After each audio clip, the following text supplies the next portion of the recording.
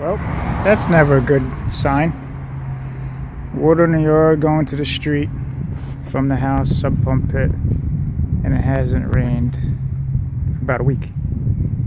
Customer called saying boiler is leaking, had to turn water off to the whole house. Not sure if they mean a steam boiler, hot water boiler, or a domestic hot water heater. Some people say boiler when they mean hot water heater, but just waiting on the landlord to get here. Go check it out. Alright, this is the deal over here. We got a steam boiler, a Burnham. Call was that there was water coming out of the boiler. It was actually coming out of the relief valve to the drip leg, draining and going into this little sub pump pit. Nice pit, huh? Anyway, turns out the low water cutoff is working. Turn this thing on. It's sensing it. It's sending 24 to the automatic feed, which is over here. But when it comes time to shut off, the solenoid is not closing. Put the water supply on. You can hear that pissing through.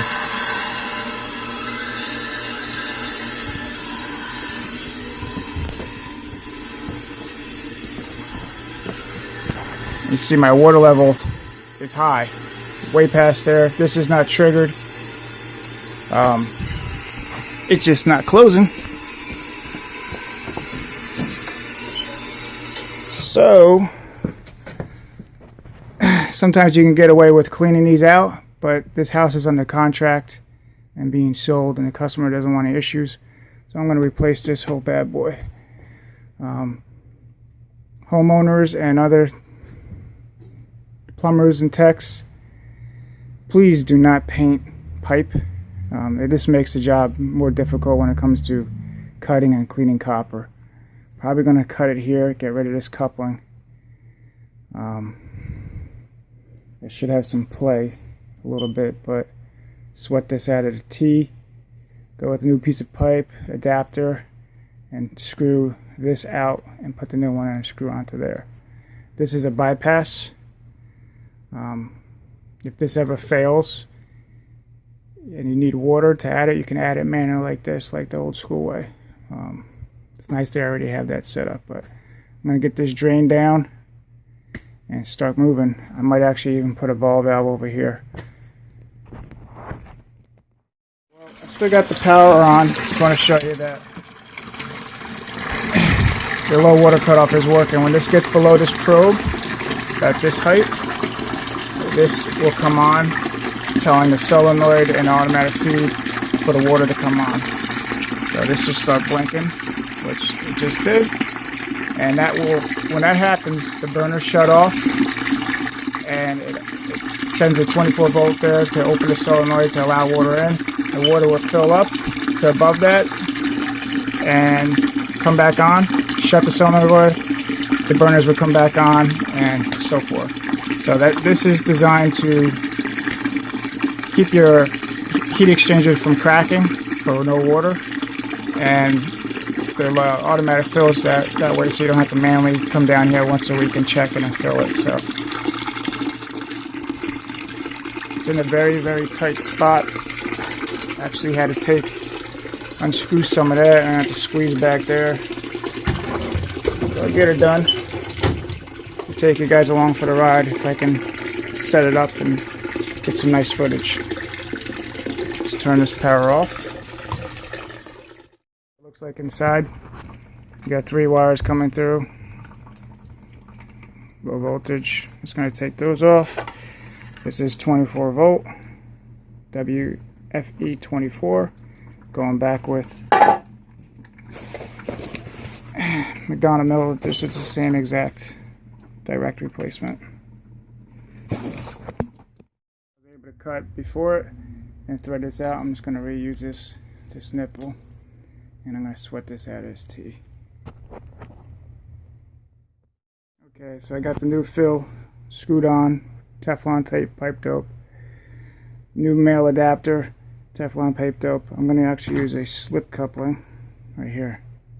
I have enough room. I didn't have to take it out of the T. And Slip coupling has no stop, so I can go this way, slide it on, and push it over into the middle. Should work out fine. I get the slip on. What I like to do is I put a little mark there with a marker where it should stop. That way you know you have enough meat in each side. I just gotta braze this up, or solder I should say, solder it up. Do the 24-volt wiring, which is no big deal, and then run it through some tests, which I'll take you along and show you that, and you should be back in business. We got it all sweat up now. I'm going to turn the water on. I have the bypass closed. Test for some leaks before I go any further.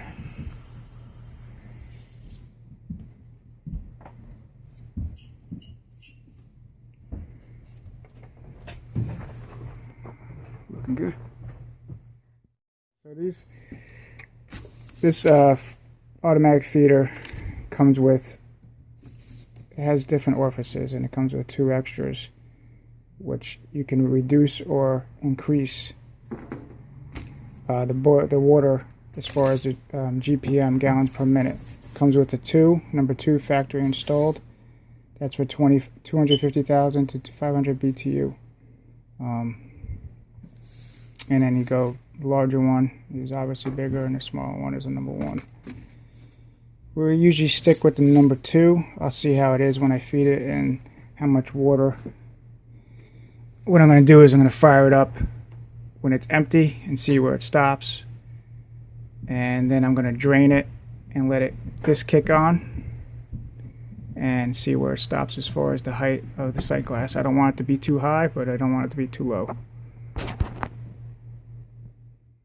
Buddy? Hey buddy, what are you doing?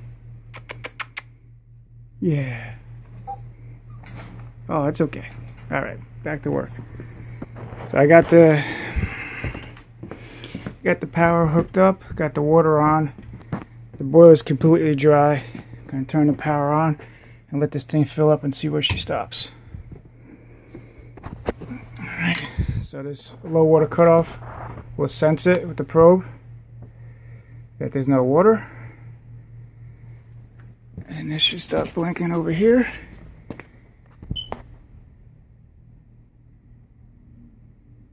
And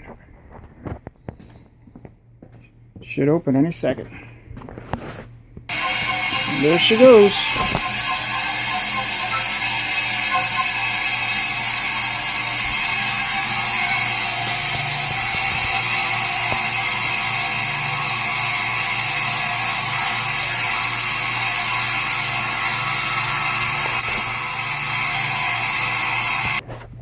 Alright, well, it actually stopped, but as you can see, there's no water in it yet.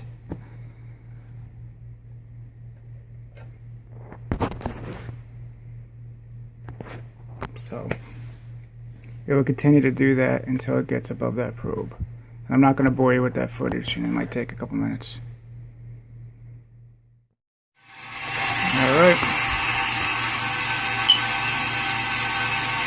So once it gets up to around there, this should sense it, cut power to there. See, it's starting to blink now, it's already sensing it. And it'll shut off.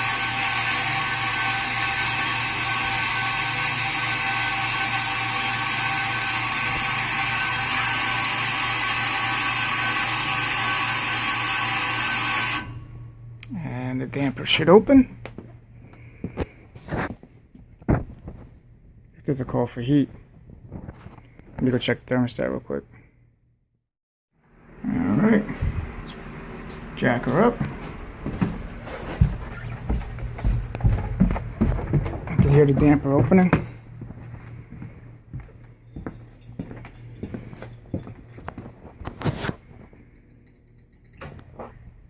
Cool. And we've got an ignition.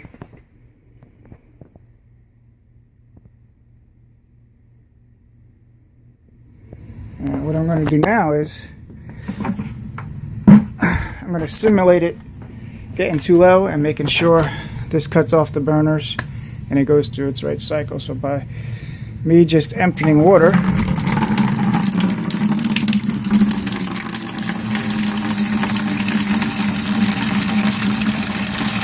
want to get to the point where it starts to sense it and cut off the burners and close it and see exactly where it shuts off and make sure I don't have to change any of those water restrictions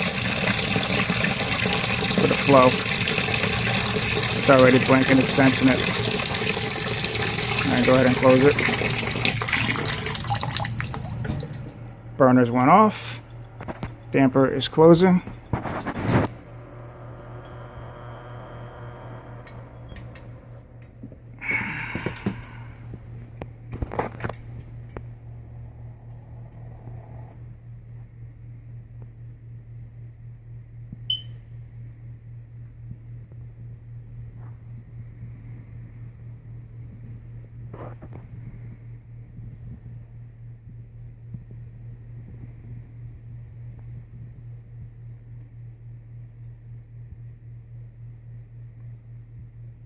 Any second now. And once I go through this procedure, I want it to warm up. I gotta go around and check all the radiators and make sure they're getting hot and making sure that relief valve isn't dripping. And then do a thorough check and everything else. There we go.